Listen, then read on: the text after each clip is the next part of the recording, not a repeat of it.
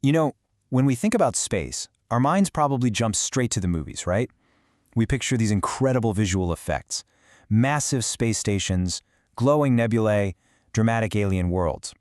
But what if I told you that the reality our telescopes are showing us is actually even stranger and way more spectacular than anything in fiction? Well, let's dive in and see how science fact is blowing science fiction out of the water.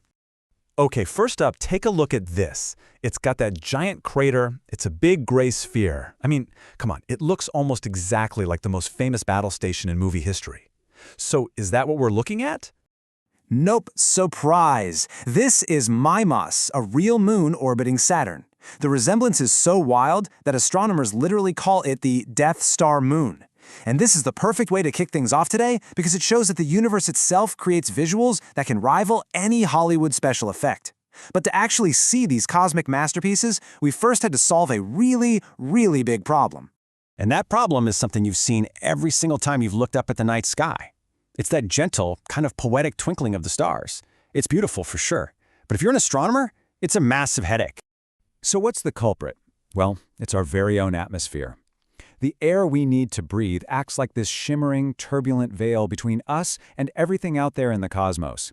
It blurs, it distorts, and it basically messes up our view, making it incredibly hard to get a sharp image of, well, anything. This atmospheric turbulence is exactly why stars twinkle. See, stars are so mind-bogglingly far away that they're basically single points of light from our perspective. As that tiny pinprick of light travels through all the swirling layers of our atmosphere, it gets bounced around, and that's what makes it look like it's shimmering. Planets, on the other hand, are so much closer that they appear as tiny disks, not points. So while the atmosphere still blurs the light, the distortions kind of average out across that whole disk, which is why they shine with a much steadier light. So, to get around this whole atmospheric issue, humanity had to get really creative. We needed to build better eyes, telescopes that could either get above all that turbulence or, somehow, find a way to correct for it. And that led us to two main strategies. On the left, you've got the Mauna Kea observatories in Hawaii. We build these things on top of gigantic mountains to get as high up as we can above the thickest, most turbulent layers of air. But of course, the ultimate solution, which you see on the right, is to just leave the atmosphere behind altogether with a space telescope like the Hubble. But here's the thing. Launching a $2 billion telescope into the vacuum of space, it's not exactly risk-free. And with Hubble, a tiny, almost unbelievable mistake turned its very first images into a blurry, heartbreaking disappointment.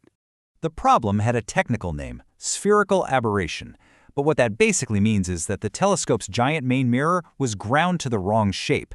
So light hitting the edge of the mirror was focusing in a slightly different spot than the light hitting the center. The result? Instead of a sharp, pinpoint image, you got this fuzzy, blurry halo. Now get this, the scale of this mistake is just mind-blowing. The mirror was too flat by just 2 microns. That's about 1/50th the width of a single human hair.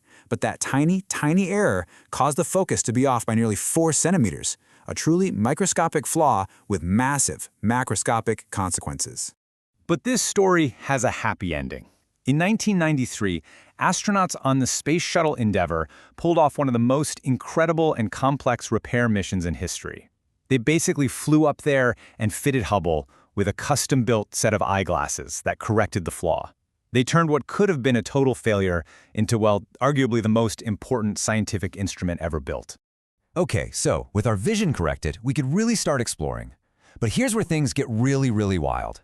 It turns out the universe isn't just what we can see with our own 2 eyes. To truly understand what's going on out there, we have to learn how to see the invisible. Think about it like this. The universe is constantly broadcasting information, but it's doing it on tons of different channels across the entire electromagnetic spectrum. The visible light our eyes can see, that's just one of those channels. If we only ever tune in to that one channel, we are missing almost the entire story. So, astronomers have built telescopes to tune into all those other invisible frequencies.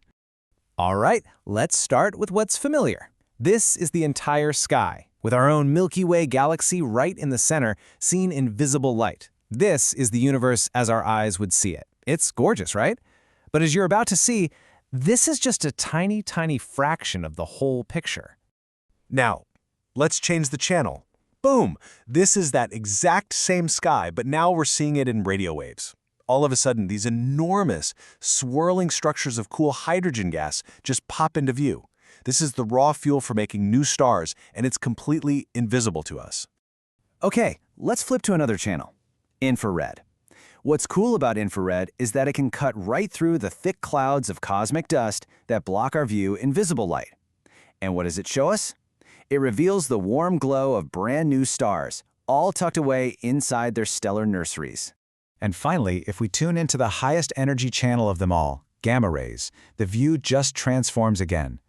That serene-looking sky is now lit up like a Christmas tree by the most violent things imaginable: exploding stars, super-dense pulsars, and matter getting torn apart as it swirls into black holes. Every single channel tells a different and absolutely crucial part of the cosmic story.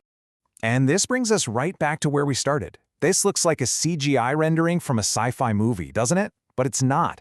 This is a real image of the galaxy Cygnus A, taken in radio waves. Those unbelievable jets you see are bigger than entire galaxies, and they're being blasted out into space by a supermassive black hole.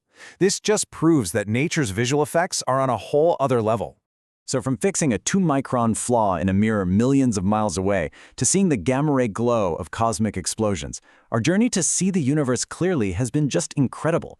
Our tools have revealed a cosmos that is far more complex, far more violent, and way more beautiful than any movie has ever dreamed up. It really just leaves you wondering, with even more powerful telescopes coming online soon, what new invisible realities are we about to discover? What are we going to see next?